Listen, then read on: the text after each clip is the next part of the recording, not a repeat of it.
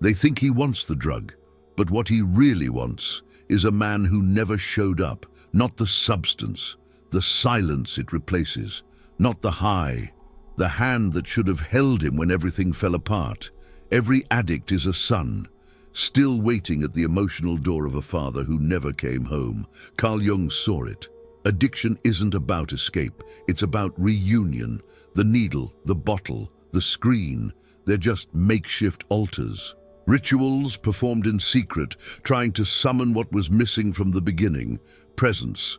No one talks about this, because it's easier to call him broken than to admit he's carrying the weight of two men, the one he is and the one who left. So if you've ever wondered why you keep relapsing, why you sabotage good things, or feel safest in your own destruction, maybe it's not because you're weak. Maybe it's because you're still grieving someone who's still alive. And every addiction is just the body trying to feel what guidance would have given. He didn't start with the bottle. He started with silence. A silence so thick it felt like drowning in a room full of air. The kind of silence that doesn't shout, doesn't hit, but still fractures the soul. And when he finally found a voice, it belonged to the substance. There was a man in the house, but not a father in the heart. He taught him how to fix a tire, maybe, how to survive, but not how to feel. He never said, "I see you," never asked what's bleeding beneath your anger. So the boy inherited his presence, but not his presence of mind. He grew up in the shadow of a man who had already disappeared. Most addicts don't remember their first high, but they remember the first time they felt alone in a room with their father. That quiet rejection, that unspoken message, be strong, be silent, be useful. The drug didn't seduce him. The absence did. And no one noticed when he disappeared into himself. He wasn't allowed to cry, so the addiction cried for him. It gave him a way to scream without making a sound. It gave him a place to collapse without needing permission. But it also gave him chains disguised as comfort. To be a man, he thought, was to hold it in, to apologize for needing softness. He learned to shrink in order to survive, to avoid becoming too much. And what he couldn't express, he buried, until the burial became a ritual. The first needle was just a shovel. Eventually, he stopped trying to be seen. He became the very thing his father warned him about, a failure, a ruin. Not because he wanted to rebel, but because rebellion was the only language he had left. He thought, if I'm going to be blamed either way, might as well make it true. And in that moment, the addict was born. He didn't inherit strength. He inherited the burden of pretending he was fine, pretending he didn't need love. But addiction doesn't thrive in pain. It thrives in unacknowledged pain. So he used, not for escape, but for communion. With the only God that never turned him away, he became his own father. Not the one who led with wisdom, but the one who led with wounds. The addict is not weak. He's an orphan of guidance, a boy who had to build his manhood from scraps. And every relapse is a whisper. I'm still waiting for someone to teach me. Discipline was just another word for punishment.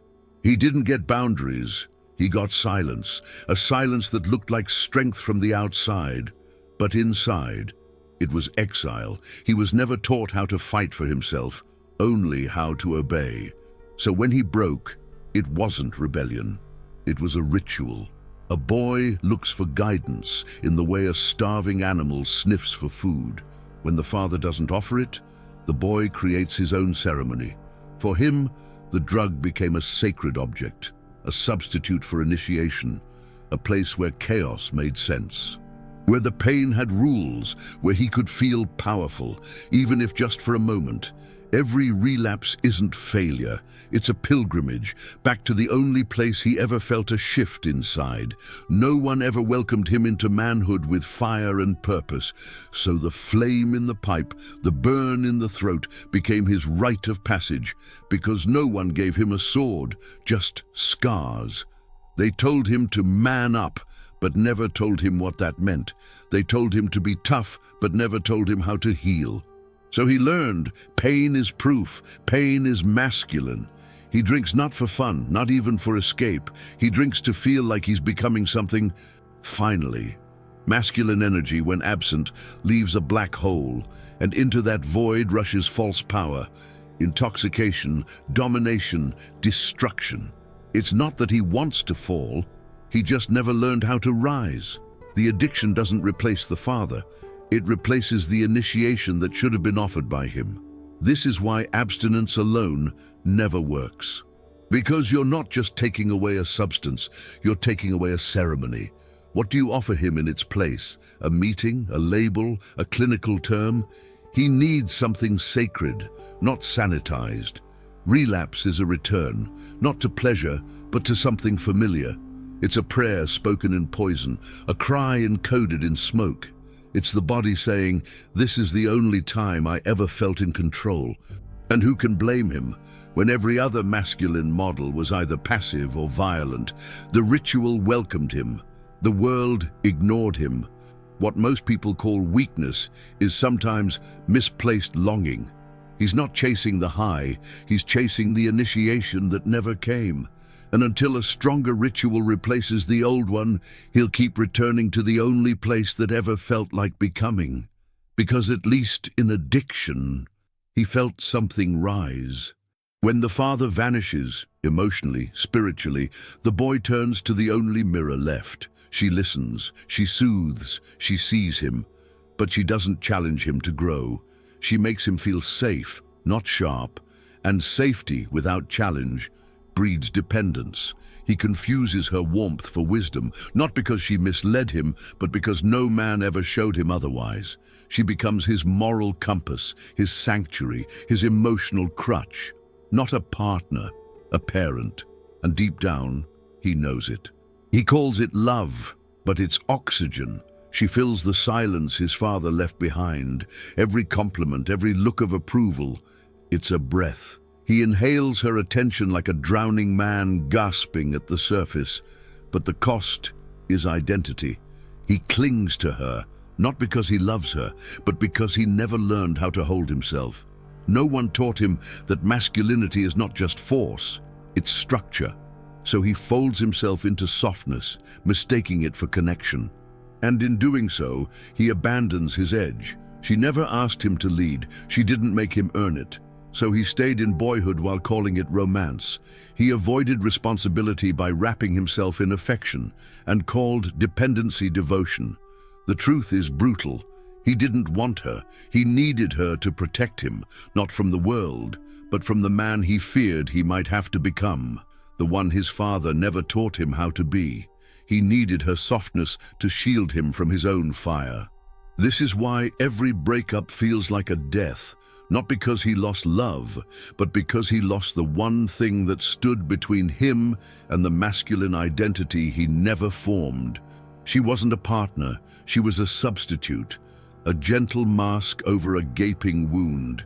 He doesn't know how to stand without her, not because she made him weak, but because he never learned strength without needing to be seen. And when she leaves, the illusion crumbles. All that's left is a man, staring into the mirror, unsure what he sees. He never said it out loud, but the vow was made. In the silence between slammed doors, in the tension behind unspoken rage. He looked at his father and decided, never that, anything but that. And so, he built his identity on avoidance, not becoming. A man defined by resistance, not creation. He doesn't self-destruct for pleasure. He does it to prove he's not his father. If success starts to echo the old man's posture, he'll sabotage it. If love starts to feel safe, he'll puncture it with doubt, because repeating the past feels like betrayal. Even if it's healing, every opportunity becomes a threat, not to his survival, but to the vow. He fails not because he wants to, but because winning feels like mirroring. He would rather ruin himself on purpose than resemble the man who taught him nothing. He calls it fear of success. But it's actually fear of resemblance. He sees his father in the mirror, not in features, but in emotional ghosts. the way he withdraws, the way he grows cold when overwhelmed. And each time he sees the outline, he panics. He's not fighting addiction. He's fighting the phantom he swore he'd never become. So he stays small. He dates women who wound him. He chooses jobs that waste him, not because he believes he deserves it, but because safety has always felt suspicious. Success feels like a costume that will eventually rip open. This is the paradox of the wounded son. He craves transformation, but fears what he'll have to let go of. And sometimes that includes the image of himself as the opposite of his father. Letting go of the hate means stepping into the unknown, and the unknown is terrifying when the past is all you've known. He punishes himself before the world can. He leaves first, quits first, burns the bridge before anyone can cross it. Because if they never get close, they'll never see the fear behind his eyes. He doesn't fear exposure. He fears becoming visible and seeing how much of his father is still there. The enemy isn't addiction. It's the echo. He won't be free until he breaks the vow, not by forgetting, but by forgiving the version of himself that was shaped in hate. The man he feared becoming is already inside him. But maybe, just maybe, that's where the healing begins. Not by exile, but by reintegration.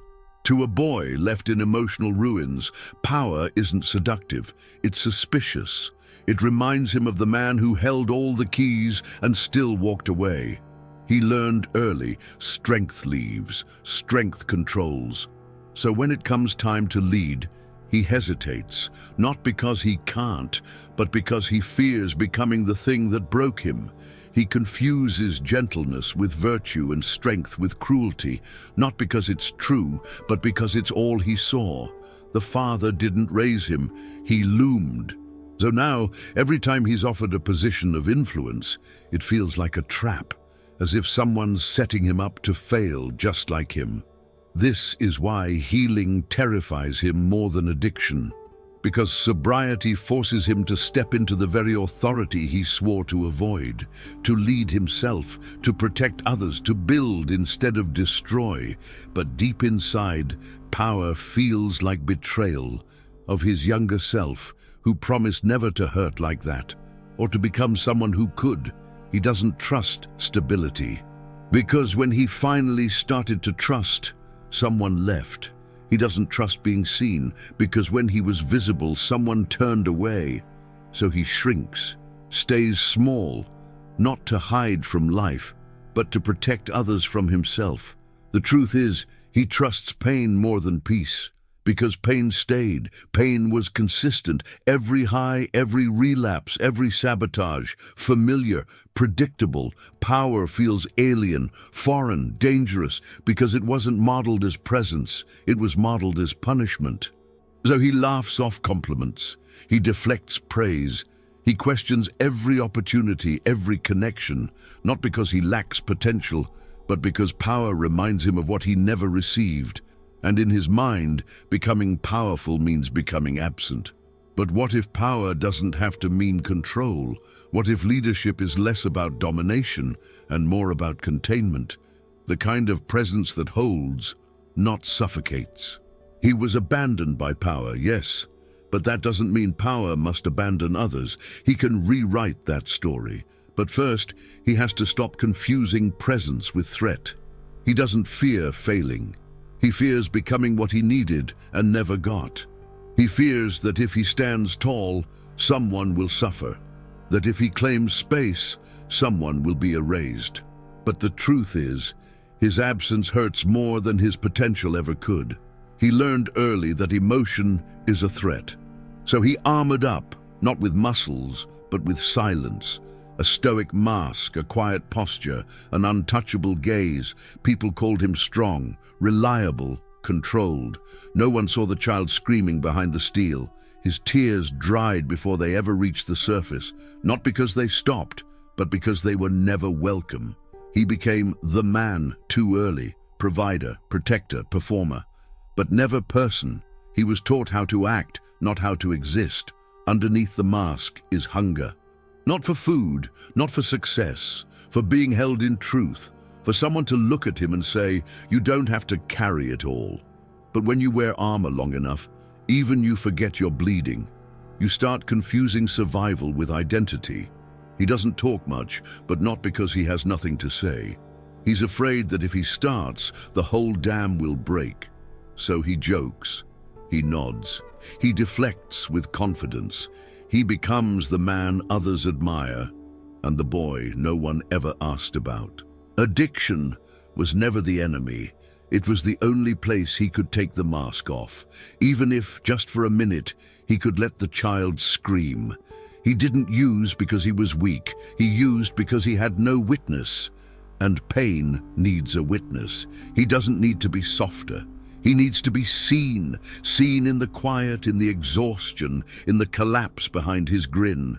He doesn't need more motivation. He needs permission to be, to feel, to not always have the answer. Because masculinity without initiation is just a costume. It's a shell worn out by pretending. And behind that shell lives a child who never got to grow, only to perform. And he's still waiting for someone to say, you can come home now, but no one's coming. So he has to become the man who meets his own inner boy, not by toughening him up, but by listening.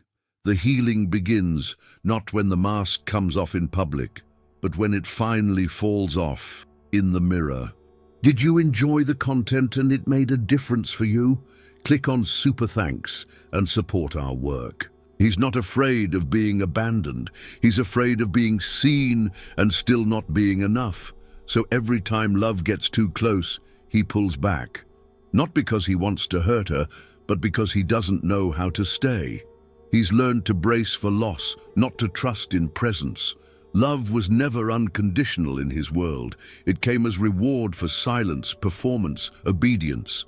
So now, when someone offers affection with no price tag, he can't accept it. It feels like a trap, like something he'll have to repay with pain.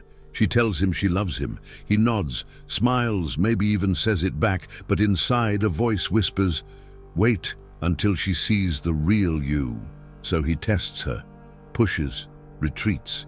He creates the distance before she does, just to prove the voice right.